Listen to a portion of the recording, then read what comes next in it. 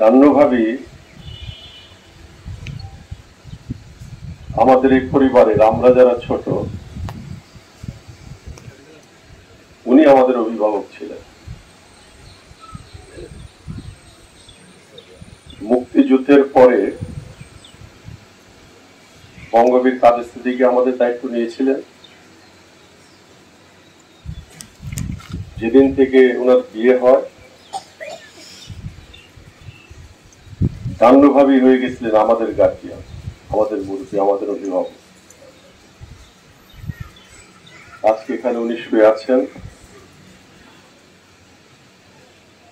আমরা আজকে গার্জিয়ান হারা হয়েছি, মুরব্বী হারা হয়েছি। এই পরিবারে আব্দুল আলী সিদ্দিকীর সন্তান হিসাবে, ছোট হিসাবে যে আমাদের ছায়া দিয়ে রেখেছেন আমাদের মায়ের পরে, ওই আমার ভাবি কান্না সিদ্দিকী। রাগ হলে ওনার সঙ্গে করেছি, বকতে হলে ওনাকে বকেছি ভাইদের ব্যবহারের কারণে। কোনোদিন মন খারাপ করেননি। আমার যখন সন্তান জন্ম হয়, আমার স্ত্রী দর্শনকে কোলে নিয়ে,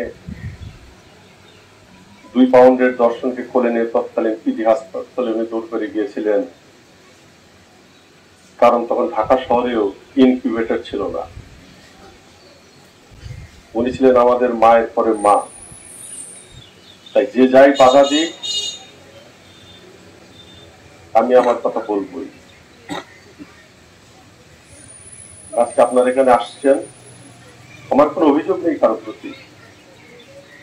কারোর প্রতি কোনো চাওয়াও নেই। ভাবি মাথার ছায়া ছিল, আমাদের ছায়া চলে গেছে। আমি এবং আমার যারা বড় এবং আমার বড় 2 জনের যারা ছোট, আমরা সকলেই ভাবিকে আমাদের অভিভাবক মনে করতে হবে। দেশে বিদেশে সকলের সঙ্গে কথা বলে আজকে এখানে বলতে পারছি যে ভাবি ছিলেন আমাদের মূল অভিভাবক। আপনারা যে আচরণ দেখলেন, এতে দুঃখ পাওয়ার কিছু নেই।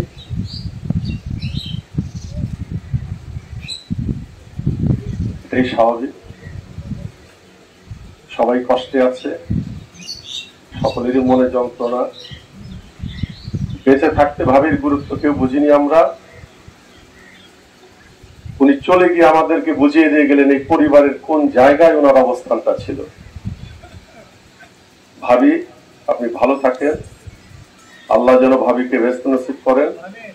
আপনারা সকলেই দোয়া করবেন। ধন্যবাদ।